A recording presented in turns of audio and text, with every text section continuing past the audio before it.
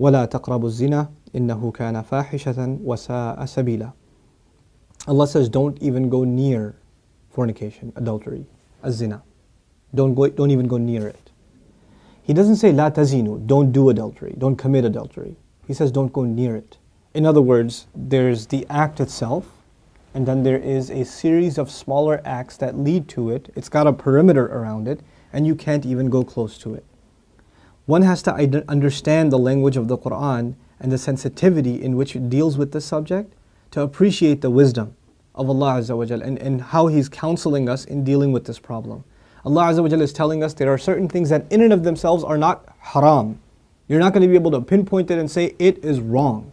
But when you get involved in it, you're going to get sucked into a gravitational field, and it'll pull you in slowly and surely, little by little by little, and eventually it'll get you. Eventually it'll come at you. You know, one of the things we learn about shaitan that is remarkable to me is that he's extremely patient. He won't get you one shot.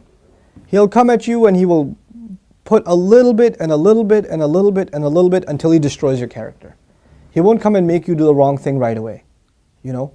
And when people start listening to shaitan, this is the same surah Allah Azza wa Jalla says, Inna ibadi laysa laka alayhim sultan.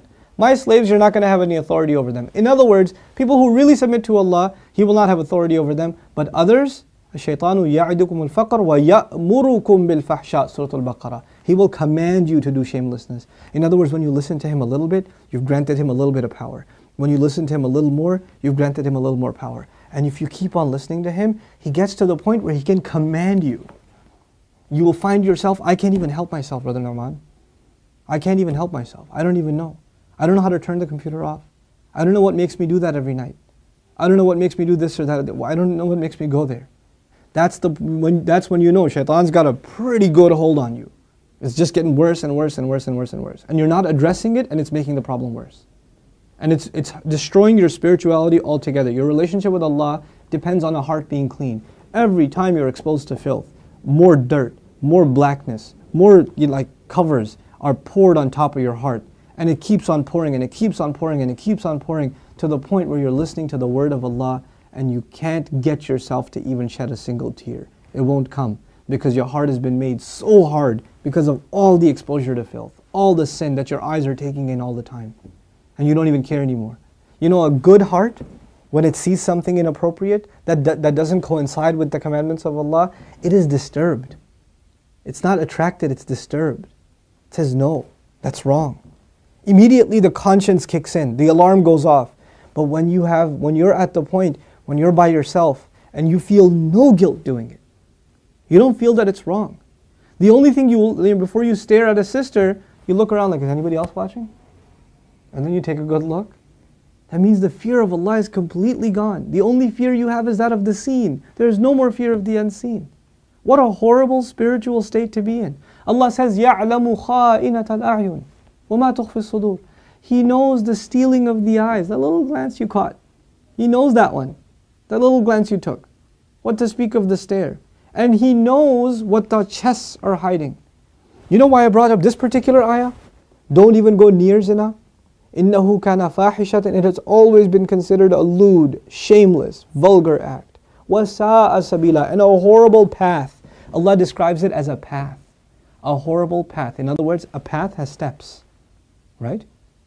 You have to identify which step you're in. What makes you get into this? You know, and for each of you, there's a process, there's a cycle. You're in a room by yourself. You know, you're after school. You've got a couple of hours before your parents get home. You know, you're among a bunch of friends that don't have any standards. You have to identify what leads you to this sin every time, and you have to cut it in its tracks. You have to stop going down that path. وَسَاءَ سَبِيلًا. What's amazing to me about this ayah, where it's situated. Right after this ayah, Allah says, don't murder people. وَلَا تَقْتُلُوا النَّفْسَ الَّتِي حَرَّمَ اللَّهُ إِلَّا بِالْحَقِّ. Don't kill any person that innocent person essentially. Allah mentioned this crime first and murder second. Can you think of that? Like, we think of murder as this huge crime, right? But Allah says, when you violate the dignity of a human being, that's fahsha. Looking at a human being in that way is violating your own and their dignity. And when we kill a person, we have violated their physical, their right to life. So there's the spiritual murder, fahsha, and there's the physical murder, qatl. There's two kinds of murder here. So Allah mentions the spiritual murder first. Our standards have gone so low. A movie comes out, you see a couple of trailers, you tell yourself, there's just one bad scene in it, it's okay. It's PG-13, it's not R.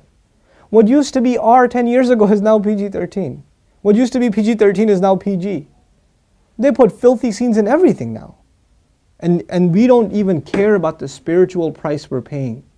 It's affecting our prayer, it's affecting our dua, it's affecting our character, it's affecting our family life. It is. And we don't care. We just think, hey, that's life, bro, come on, live in the times. It's all right. That's just what it is now. What can you do? So many of you don't care what kinds of pictures you put up of yourselves on your Facebook pages. How can you do that? You're Muslims. How can you post pictures like that? Have dignity for yourself. Have dignity for your family. Guard your gaze. Start with your eyes. The zina of the eyes, and everything else goes from there. But the last thing I'll tell you today, inshallah ta'ala at least, is something about the word fahisha, which I'm translating as shamelessness or lewdness or vulgarity. The Arabic language has roots that are close to each other. Wahish and fahish. Wahish actually means wild animal. Fahish means someone who acts like a wild animal. Shamelessness is described as behavior close to animal behavior. Allah has dignified us as human beings. The punishment of on Adam alayhi salam was his clothes were removed. Our mothers and our fathers' clothes were removed. That was a punishment from Allah. And immediately they recognized that they need to cover themselves. They didn't learn to cover themselves from a society. It wasn't society that taught them to be shameless. Nowadays your anthropology professor will tell you, it's society that makes us dress in clothes. It's a sociological thing. We learn to dress and cover ourselves over history. But naturally we're just supposed to be the way we are, like all other animals. Adam alayhi salam didn't learn anything from any society. He was given a consciousness, and the moment his clothes were removed, he's trying to cover himself. Our mother's trying to cover herself. We are supposed to be a people that guard ourselves with covering, and we dignify others by not looking at them. Even if they don't have dignity for themselves, we should have dignity for them and not look. Because they are in the end a creation of Allah, even if they're a disappointing creation of Allah.